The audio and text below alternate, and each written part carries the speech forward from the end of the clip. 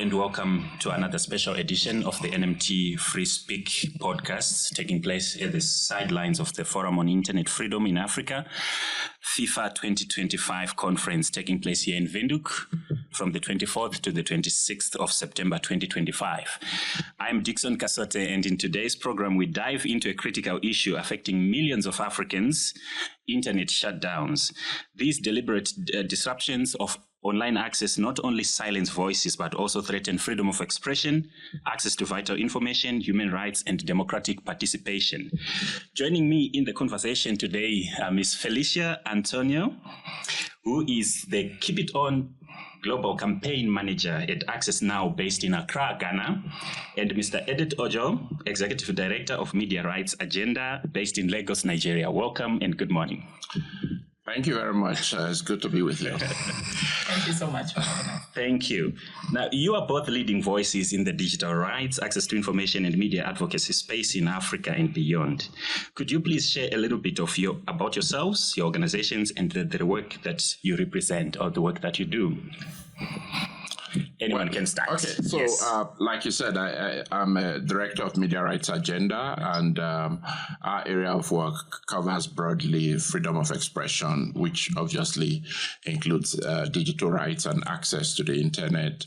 But I am also affiliated with a couple of other entities, the Africa Freedom of Expression Exchange, AFEX, which is a network of about 14 freedom of expression organizations on the continent, collaborating to advance freedom of expression and media freedom. And we also work on the issue of internet shutdowns. And then I'm also a member of the advisory network of the Freedom Online Coalition. The Freedom Online Coalition is a global network of 42 countries that are collaborating to advance internet freedom. The advisory network is their multi-stakeholder partner made up of non-governmental actors, and we provide proactive and reactive advice to the government. And in that role, we are also dealing with issues of internet shutdown. Yes. Thank you so much, Edet. Felicia? Yes, I lead the Global Keep It On campaign, as you rightly said, and it's hosted by Access Now, which is an international human rights organization.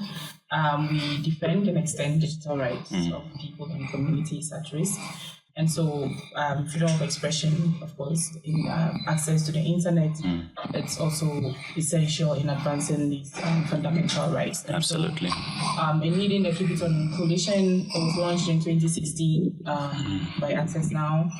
We have over 345 organizations, and Media Rights Agenda is one of them. And most of the organizations in the region are members of the coalition. And our main mandate is to monitor, document, and advocate against internet shutdowns globally. Very important work. Thank you so much, both. How do internet shutdowns affect freedom of expression and access to information in African countries? And I would invite you to feel free to give some, examples zeroing in the different contexts that you work in, be it national, sub-regional, regional, or continental. So I'll start with Felicia this time and then go to Edet. All right.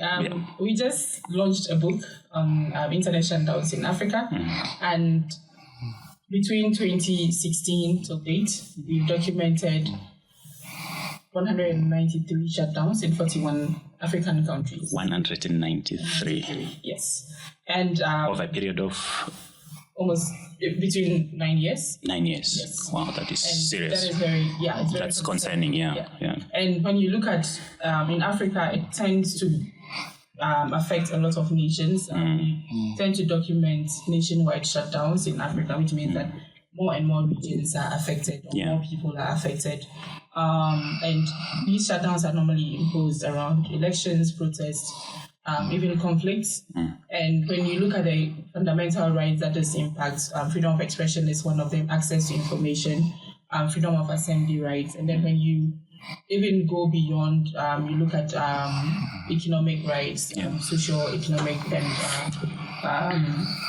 cultural rights even. It really goes beyond that to impact people's not just the rights, but also their lives. People's livelihoods are impacted when the internet is shut down. People cannot be enroll in educational opportunities or even jobs. We've had instances where people have lost scholarship opportunities because they couldn't meet deadlines to be able to apply applications. And someone that works from home, like I work remotely, and so imagine if my government takes away my internet. You're basically able to do my job, and then I wouldn't have money to buy the nice things that I like. So your entire livelihood is at stake because of internet shutdowns. Yeah, absolutely. Edet, from your perspective. Well, I mean, it's almost a no-brainer to say that internet shutdown affects freedom of expression. In the digital age, most of our communication is through digital tools and platforms. So when you take away that means by which people are able to communicate, the impact on their lives, it's impossible to imagine. As Felicia was saying, indeed, there are a whole range of things we do across different sectors in our lives that we require the internet to do. So beyond its impact on the right to freedom of expression, the knock-on effect is also quite severe.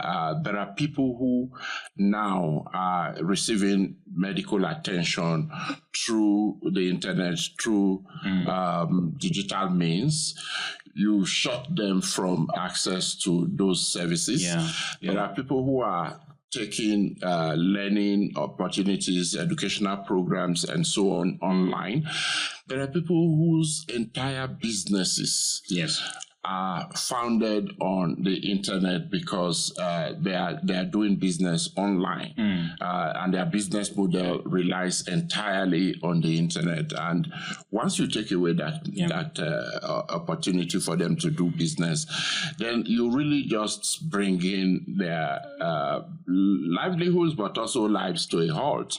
And then when we talk in the area of governance, where even just government communicating with its citizens. A lot of that now happens through the internet and through digital means because, government officials cannot go around to our houses telling us the things they want us to hear. So we all rely on this. And even when you talk about traditional media, broadcasting, newspapers, and so on, they now are also relying on the internet to be able to operate. So it just even becomes impossible for citizens and governments to communicate. Absolutely. For citizens to know what's going on in government and to provide feedback. So it's just unimaginable that any government would inflict that on its population. It sounds to me to be quite cruel because it's been impossible for me to see a positive side to shutting down the internet, and we can have that conversation about whether there are positives in it. Indeed. Any government that shuts down the internet is evil. Can just imagine. Indeed.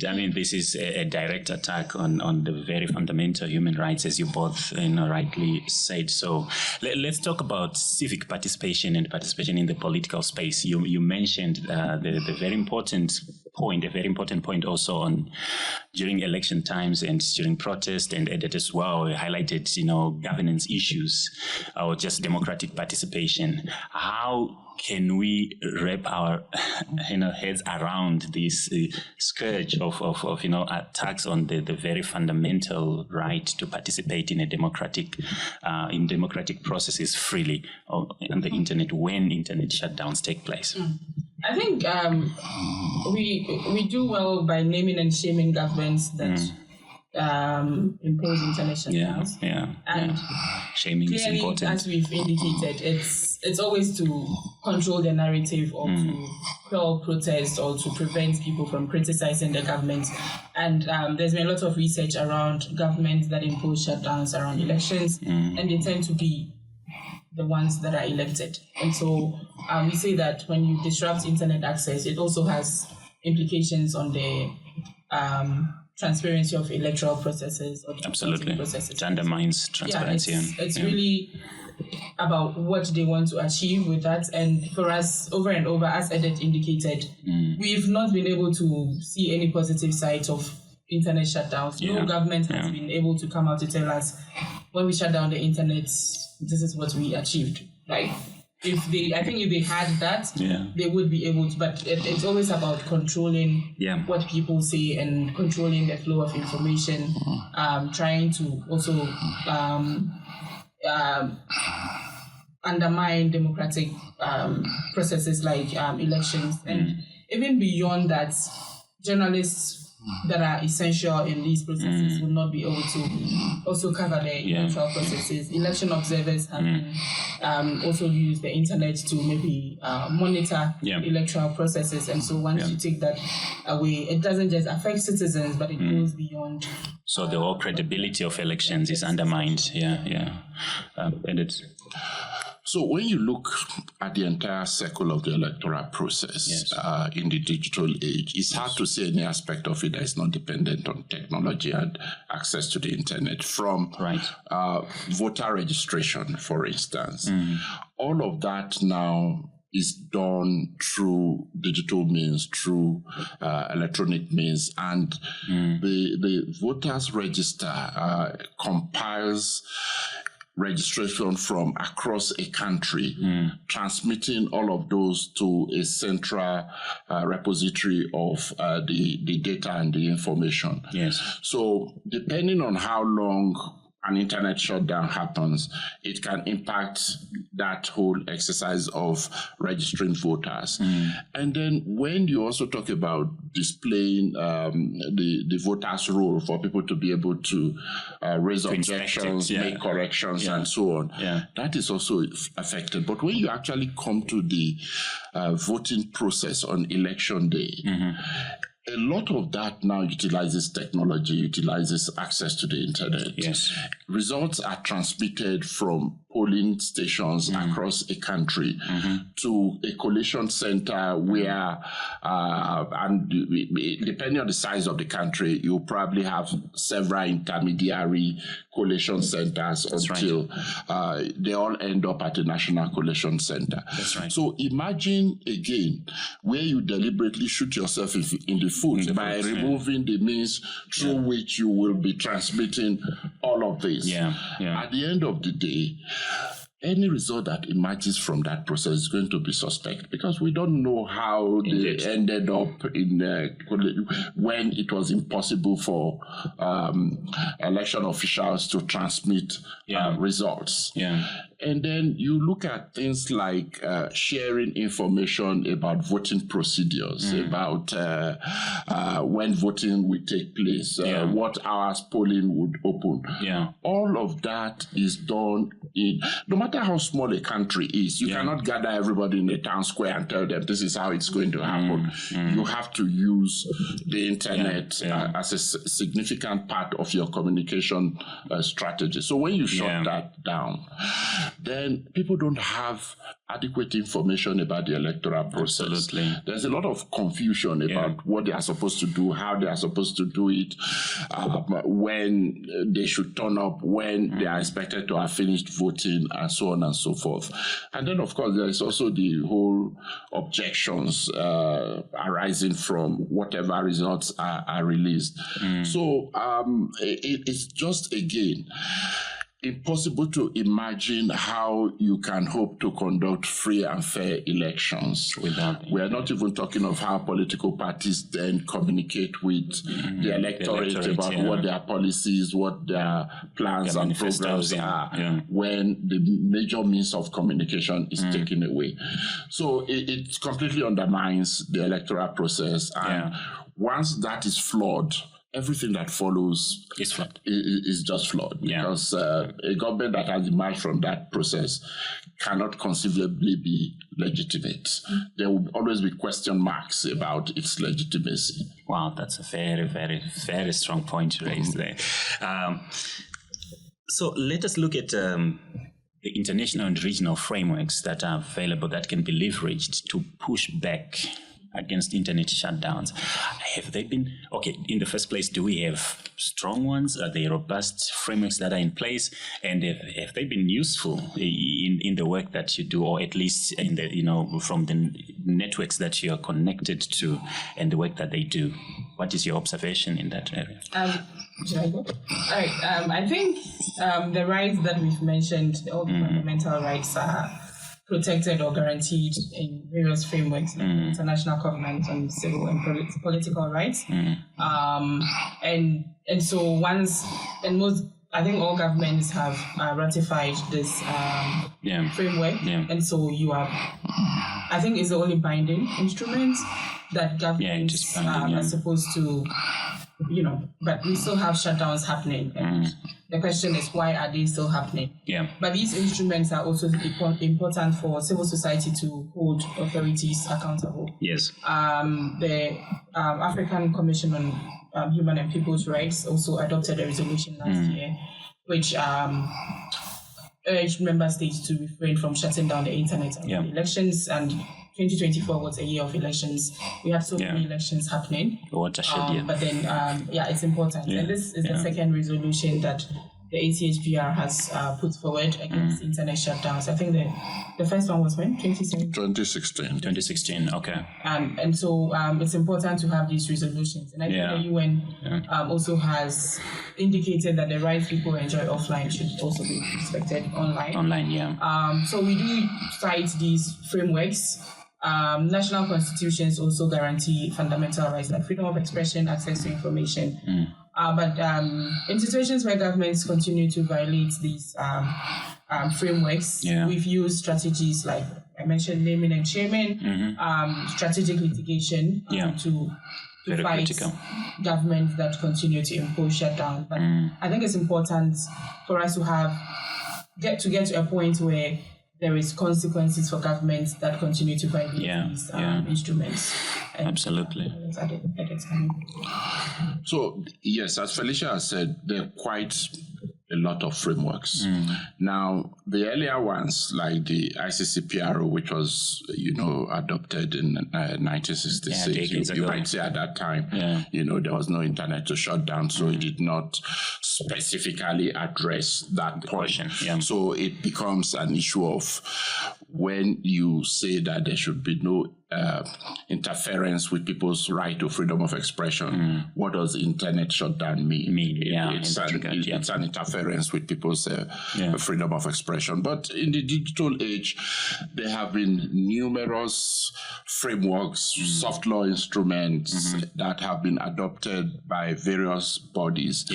At the African level, again, as Felicia has said, the African Commission on Human and People's Rights has adopted a number of resolutions beginning from the 2016 resolution on freedom of expression on the internet, which also made a clear statement that any intentional disruption or interference with access to the internet as a whole or part of it is a violation of Article 9 of the African Charter. Yes. But perhaps I think the clearest framework I would say is the Declaration of Principles on Freedom of Expression and Access to Information in Africa, where Article 38 specifically states that governments shall not condone or engage in the disruption of the internet. What does that mean? Government itself must not do it. Yes. If it is done by some other party, government must not condone it. So government must take steps to reverse it and to punish those who have done it, because that's the only way you don't condone. By allowing it to happen and doing nothing, you are condoning. And the framework uses that expression, condone. But beyond that, even if there was any doubt, there have been a lot of judicial decisions and decisions of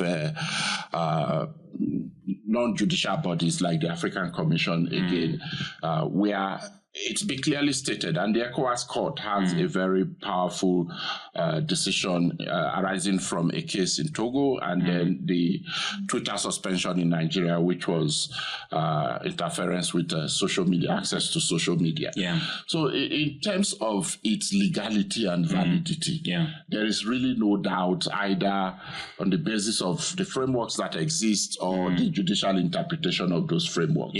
So it's difficult to see the legal basis upon which governments or countries continue to shut down the internet. So basically we can say that the challenge that we have now is non-compliance on the part of the state in most cases, and other players, of course. I mean, that's a nice way to put it. I would put it as reckless disobedience. All right, okay. Yeah.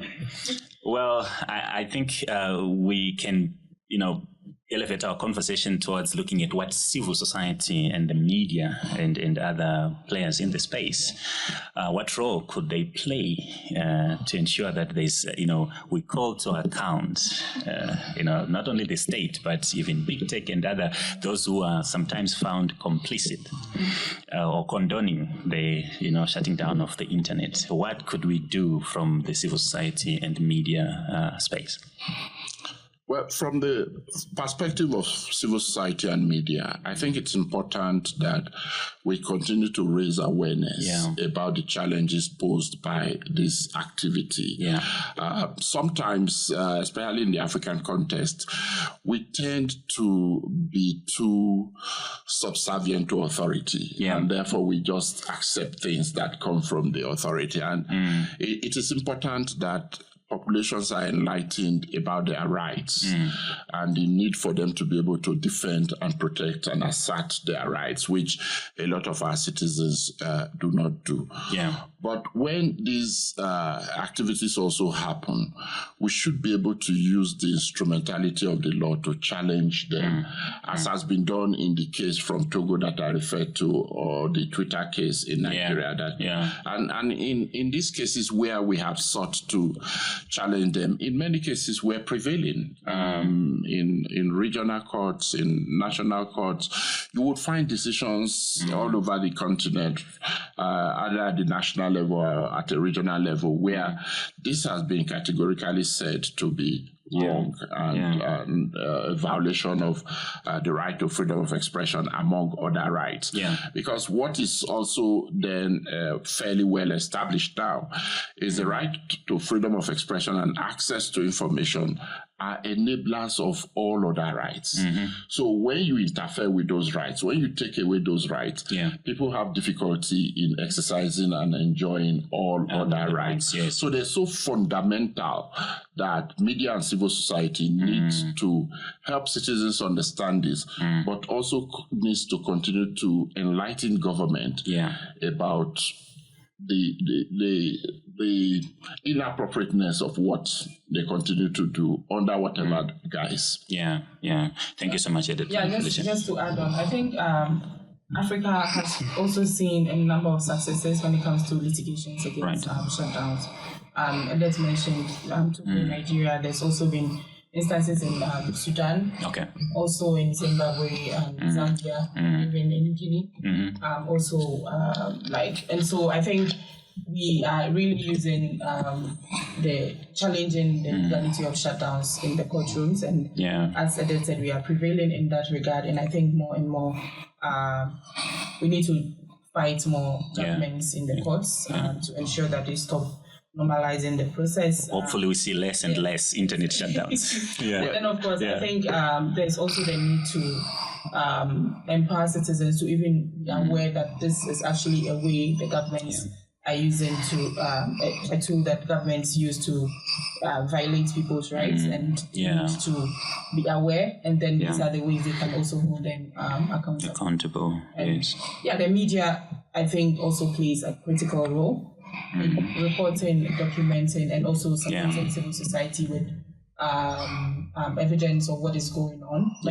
Under the Keep It On campaign, we do have all these partners around the world where are able to coordinate. And so in Africa, we have a lot of members in Africa.